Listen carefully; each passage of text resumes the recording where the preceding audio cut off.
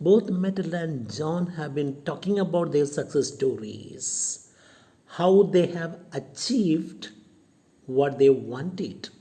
So John says, we have both arrived where we wanted. We have succeeded in realizing our dreams. Matilda.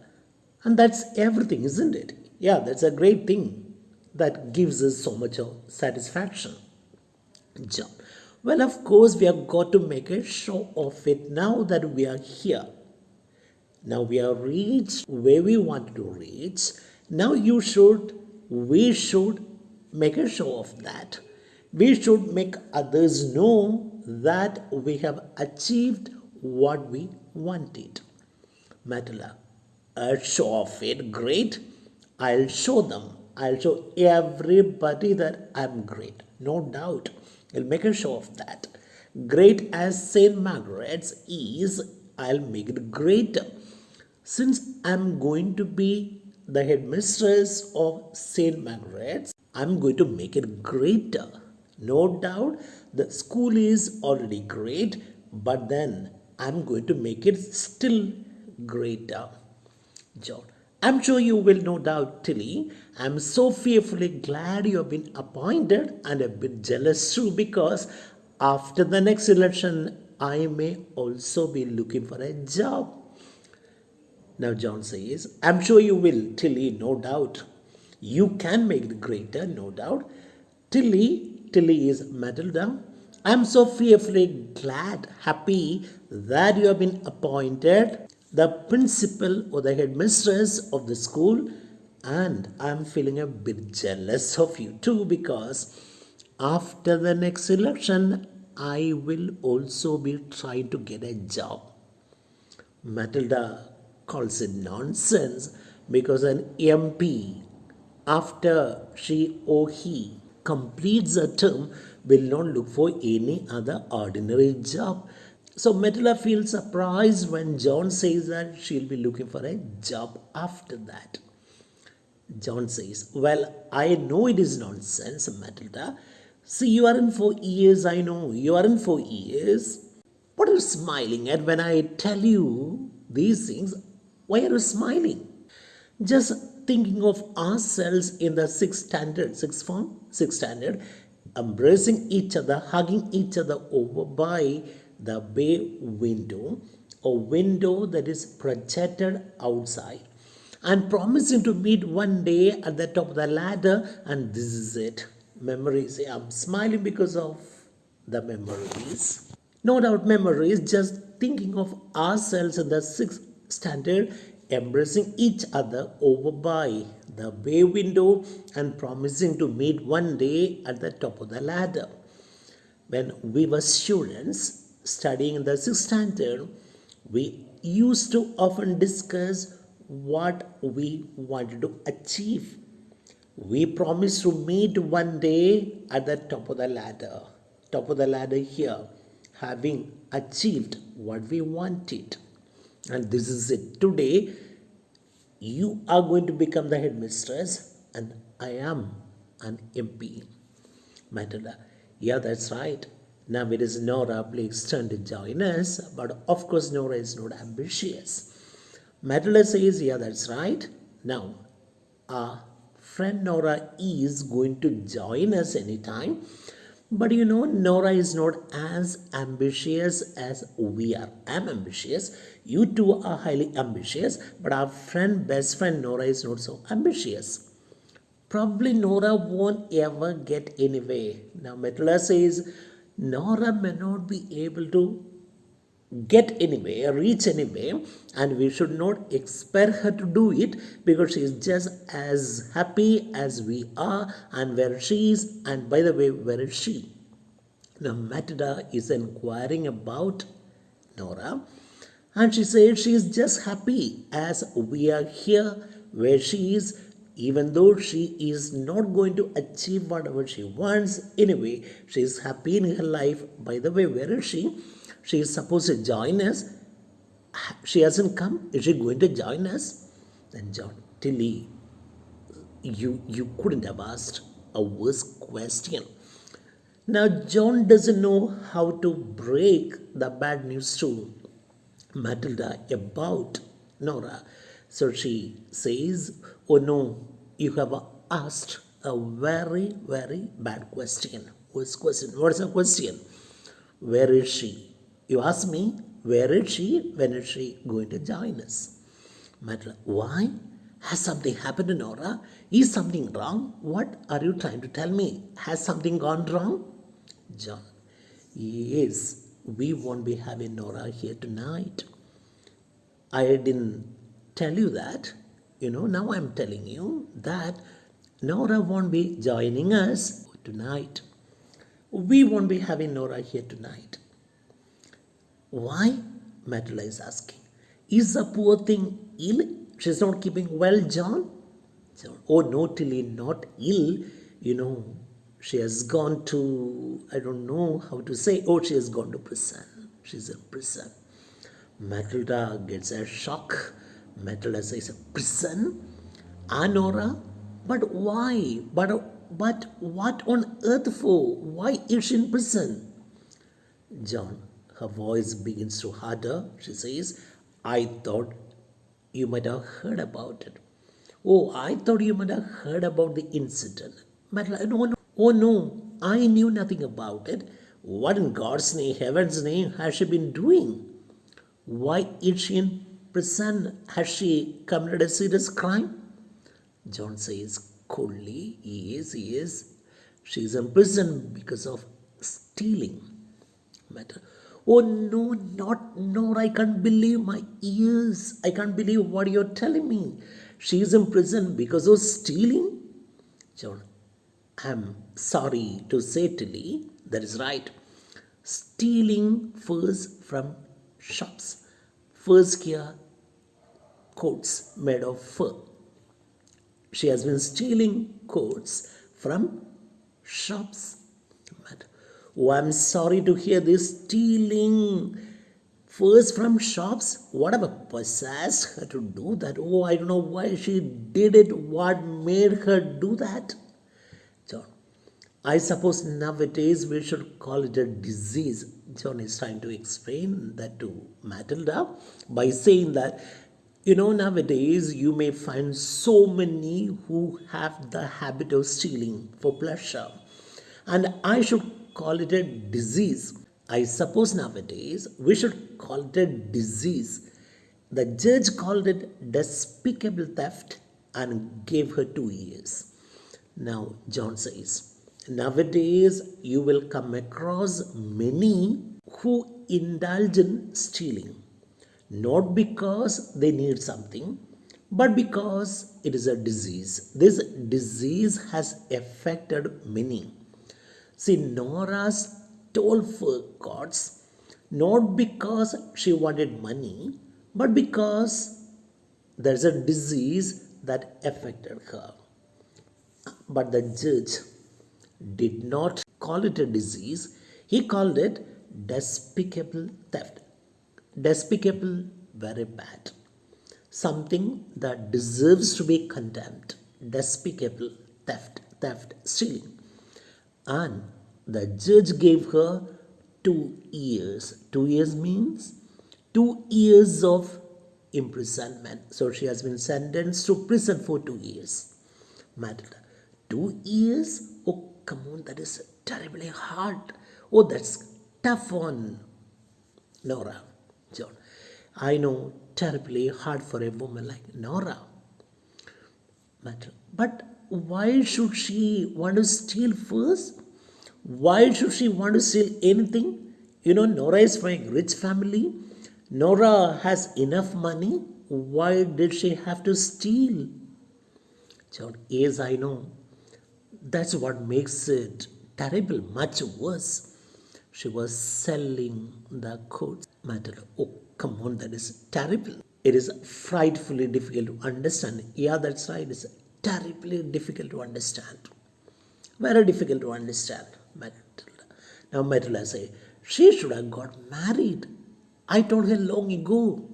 She should have set a house and had children instead of running around looking for adventure. Oh, it's very bad of her.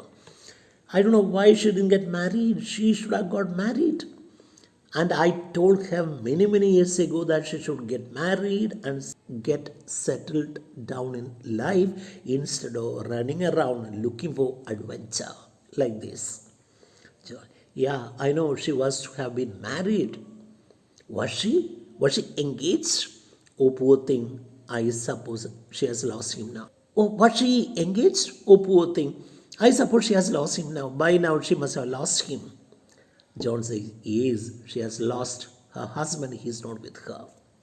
John, I do think it is terrible. And to think that I have been sitting here boasting of talking about our own triumph, victory, and all the time Nora is in prison. Matula becomes sentimental, Matula becomes highly emotional, thinking about her best friend, and she says, oh, John, I do think this is terrible. What has happened to Nora is terrible. And to think that I have been sitting here boasting of, talking high of our achievements, boasting of our own triumph, victories, success stories, and all the time, Nora is in prison. I didn't know that she was in prison while we were talking about our success stories, success in our life, achievements in our life. Poor Nora has been in prison. Nora is locked away from me in prison. Oh, look at that. She is not here with us. She is locked away from us in prison.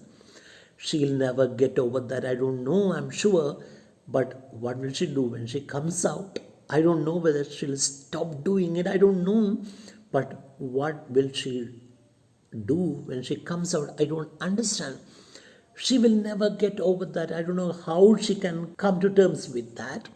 I'm sure, I don't know. But I'm sure it will be difficult for her to come to terms with that, face the reality. But what will she do when she comes out of prison?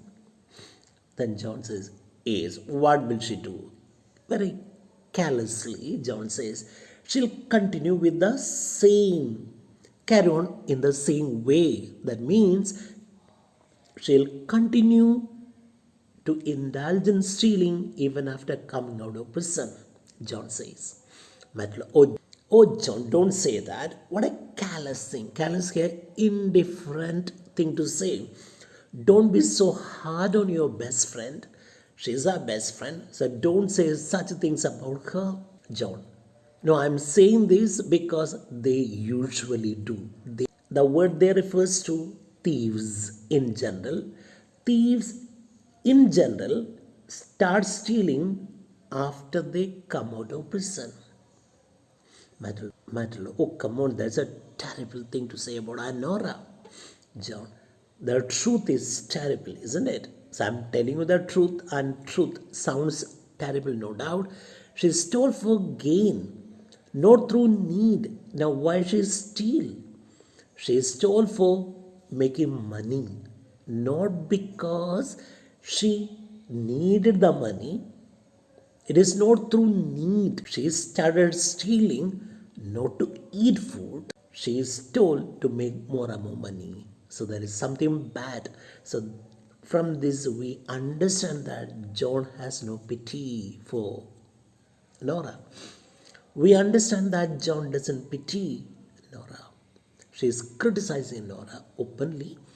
When someone is cold or starving, it's easy enough to sympathize with a desperate act. I know. If a poor man steals something, you can pardon him, you can sympathize with him. If a man who is starving, if a man who is homeless steals something, you should pardon, should forgive. But look at Nora. Nora is a rich woman. Still, in spite of being rich, she is told that is something very bad. I should condemn it. But Nora had all she wanted in life. So Nora had everything that she wanted in life. She has been stupid tilly. She has been a plain fool. I'll call her just a fool, a stupid person till she is. I don't have any sympathy for her. Matula. You don't sympathize with your best friend? Oh no, I'm bitterly disappointed. I feel very bad. I always love Nora in spite of her weaknesses, faults here, demerits, defects, or weaknesses. Matula. But this is one fault too many. Matula. But this is one fault. It is too much, is it? Yeah, that's right. The others were illicit. Illicit, something that is forbidden. She has committed so many crimes in her life. Most of the crimes were illicit. But this crime is illegal. That's why she's in prison.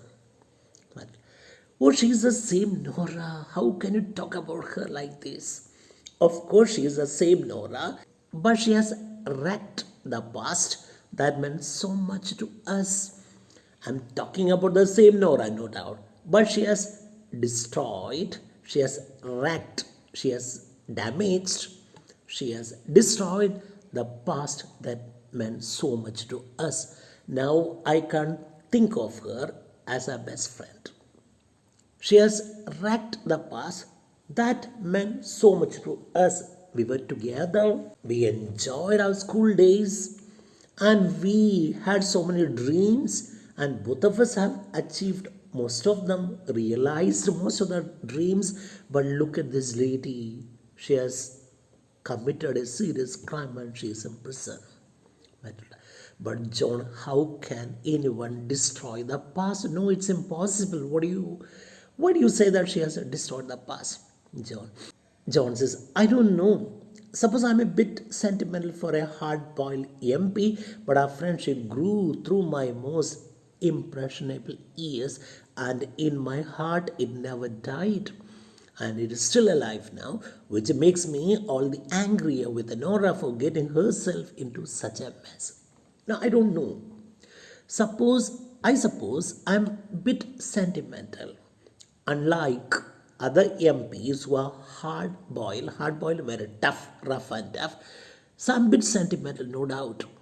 Our friendship grew through my most impressionably young years when we were at school, and in my heart it never died. The friendship never died in my heart. It is still alive now, which makes me all the more angry with Nora for getting herself into such a mess, such a state of affairs. And it is still alive now, which makes me all the angrier with Nora for getting herself into this kind of a terrible situation. Matilda. And destroying your image of her, isn't that selfish? Then Matilda is asking John, destroying your image of her, your impression of her.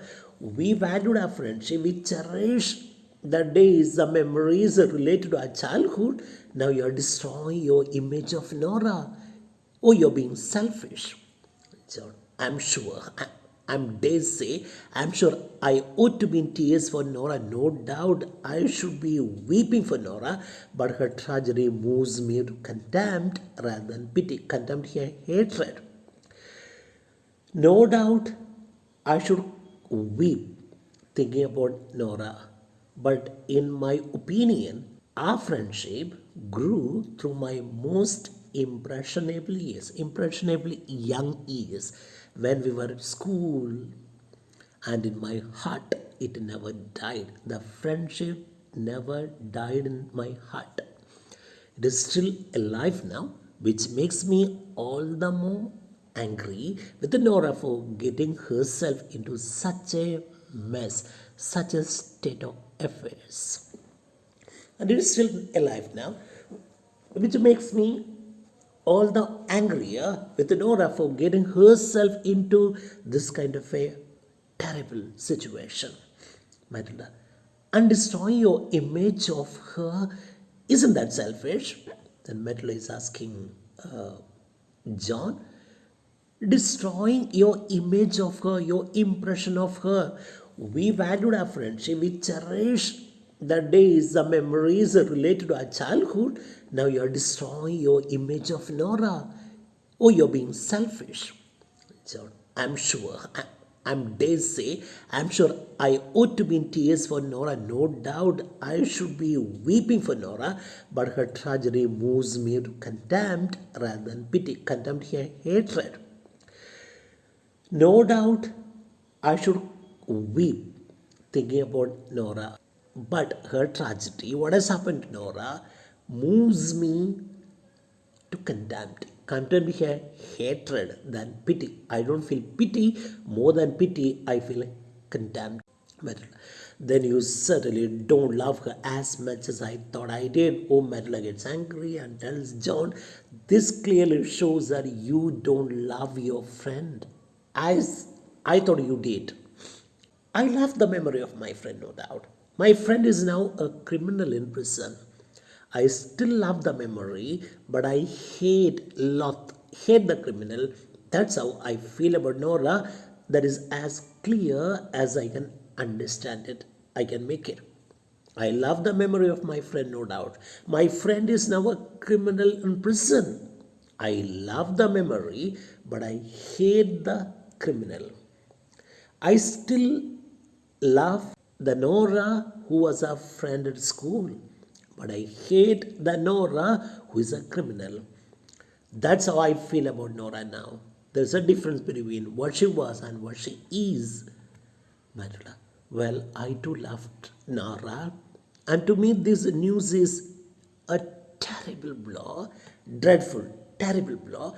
But when she comes out, I'll help her all I can. I take it, I think you will not help her, Matilda. I too love Nora, and to me, this news is terrible. When she comes out of prison, definitely I'm going to help her. Now I get a feeling that you won't talk to her when she comes out. You won't know her when she comes out. You won't help her. John, oh, I never said I wouldn't know her. I wouldn't talk to her. Oh, no, but I have said for you, God, what a reunion party this is turning out to be.